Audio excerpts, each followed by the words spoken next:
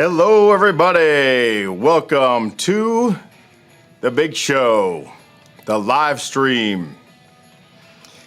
As we're coming up here, just enjoy my theme song with the Miami bass drop here. If it's good enough for Dion, it's good enough for me. Welcome to today's show, everybody. And I'm sure there's going to be a lot of mic drop moments. All right, here we go. Let me start by recognizing my sponsor, Coaching Done Better.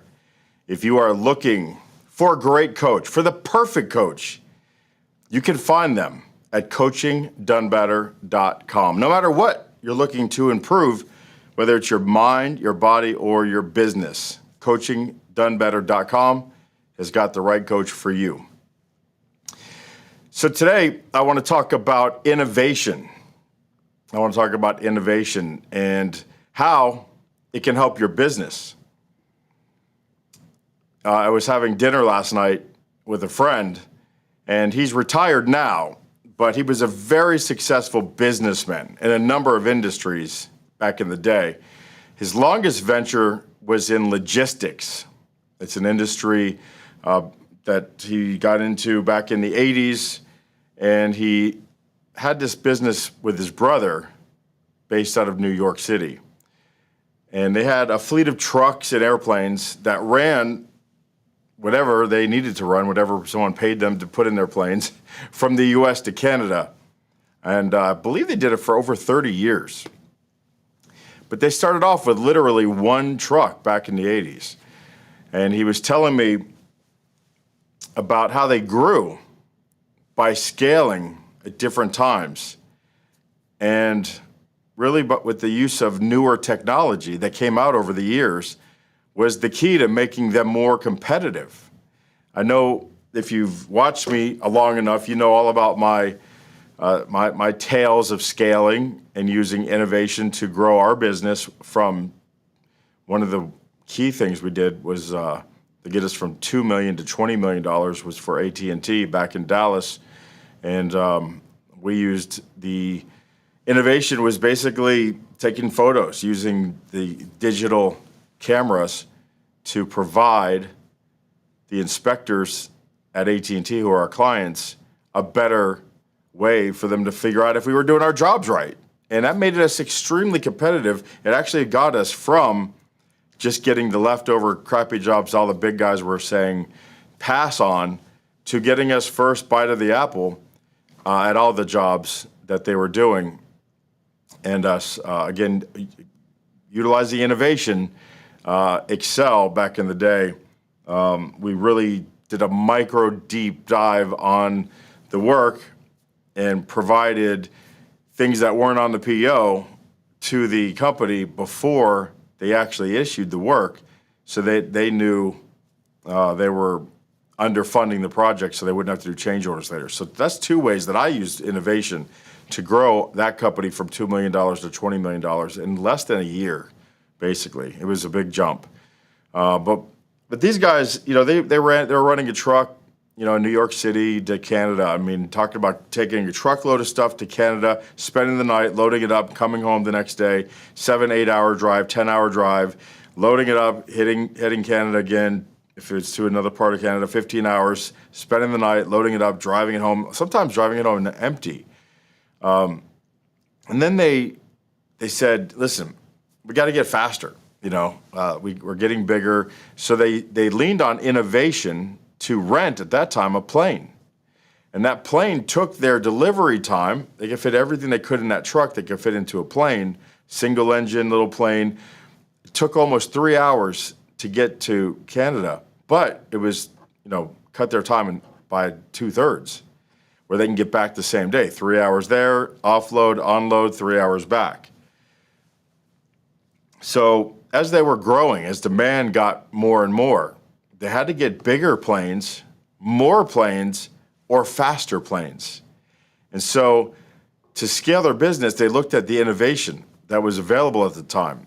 And they had a couple of choices. Jets, planes, they were available. They were the fastest, obviously, going from a single engine to a jet plane. That would cut the trip down from 3 hours to just under 2 hours. And they were big enough to carry much more payload. But they had some drawbacks. As you might imagine, jets are very, very, very expensive, like uber expensive. And then the jet fuel is also very expensive. So you had some drawbacks there with going with the jet. Yes, you get there very fast, but the jet fuel and the cost, those are two big setbacks. Plus, there was another thing. By the time they left New York and they got high enough to cruising altitude so that they could, fly at their optimal speed, well, they can only spend about 20 minutes there before they were on their way back down for approach. So when you offset the cost of the plane, the cost of the jet fuel for the time, that wasn't quite a way to go. So there was an alternative, though. There was something called a turboprop engine, and they've been around for a while. I mean, this is the 80s now, so they've been around for about 30, 40 years. But they had gotten to the price point where they can be competitive with the jets. So a turboprop plane handled the extra size and payload needed to scale. They were almost as fast as the jets because they had 3 propellers instead of 2 from the single engine. Now they had 2 engines, they had 3 propellers, they were turbo, and they were running only about 10 minutes slower than the jets. But they could fly at a lower altitude, and they weren't using jet fuel. So the price tag was low enough where they could afford 2 more turbojets instead of buying 1 jet. So they got 2 more turboprop planes, and they actually more than tripled their business without breaking the bank. Now, did this make them so competitive that they took on, the giants, UPS and FedEx? Absolutely not. But they did catapult to the ranks of the largest competitor in their ranks, and their business flourished over the next bunch of years. And then as their business continued to be under more demand, they came up with a way in the 90s to put technology to use for them. Now, back in the 90s, the internet was new and software was coming out left and right, but they had this one program that chose, that they used to implement in their business that was just a humongous moneymaker for them. So this is the scenario. One of their biggest clients would fly catalogs to Canada from New York. And the catalogs had to get to everyone's house on the same day or right at the same, within a day or two. So everyone would get their catalogs, their final business, which is the end user, would get their catalogs within a day or two of each other across Canada. So they would fly these catalogs to distribution centers in Canada. The Canada would then read each address, sort them into bundles, get them sorted into local distribution centers, which means another flight. Then the locals had to batch them or sort them onto trucks into specific areas, and that would go out to the client. And this happened a bunch of times, and to time that out would take like 10 days between that whole process. On top of that, because the products went from New York to Canada, from the US to Canada, you had to add 7% on all services and products. So every pound that was postal from here to there, you had to add 7% to that. Then from Canada to the distribution centers, the main branch to the distribution, another 7% on top of the freight. Then you had to add 15% for labor, which was getting them to the smaller distribution centers, traveling there, then sorting them into the trucks, and then delivering them. $15 or 15% on top of whatever labor they were charging you. So astronomical rates. It ended up averaging about 70 cents per pound to ship these catalogs from the US to the final clients, and it took about 10 days.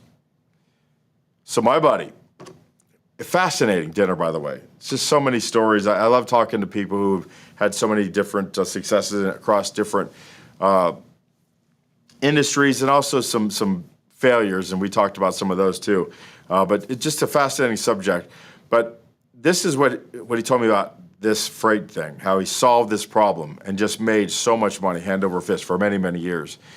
So he came across in the 90s a software that can scrub the addresses of the catalogs, and that would let them bundle them in a way that would directly go to the smaller distribution centers, and even from there be sorted into the way that they can go right onto the postman's individual trucks, saving 3 of the 5 steps from shipping from the US to final delivery. When you cut out 3 of those ways, and they really pretty much just shipped straight from the US to the smaller distribution centers, from there they went right onto the postman's trucks. That allowed my friend, who usually got 35 cents of the 70 cents to do his part, to charge 50 cents. So he raised it from 35 cents to 50 cents. But he was able to get the 70 cents overall down to 65 cents.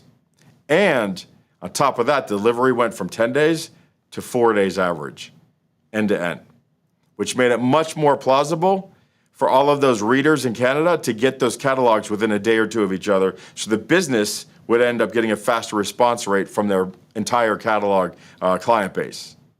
So it went from 10% savings for the client, because they went from 65 cents, 70 to 65 cents. So about a 10% savings on the overall cost, but a 50% increase on their delivery time. How valuable is that? Now, my client went from 35 cents up to 50 cents. And so that was a 70% raise for my friend.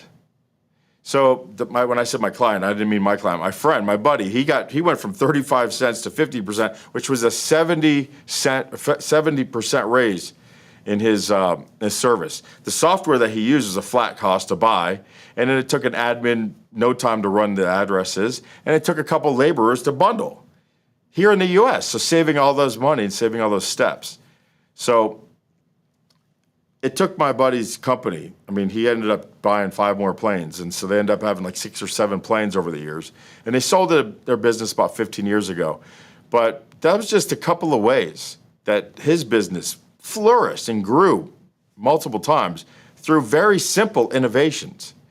So my question is to you, what business are you in? Who are your competitors? And what innovation can you employ that could give you an edge over your competition to help you scale? I'm here to help you if you want to come up with some ideas or look at some ways that you can systemize your business or do something that make you more competitive to your client base to help you scale. I mean, that's my gift. I help companies grow.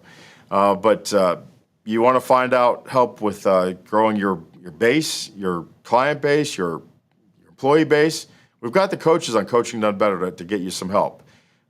These types of folks, they're in my life. I have access to them. So if I don't know the answer to your problem right away, I know the people who have the answers to your problems right away. And again, I'm not going to be the coach most likely. It's going to be one of the coaches on the platform. We've got up to 35 coaches now. They're amazing. How can we help you in your business improve every day? Just a little bit of house cleaning here before we end this show today. I appreciate everyone's comments and supports. It's really important. I really appreciate a like, a follow, and a subscription. Of course, that makes all the difference in the world in making this a successful channel.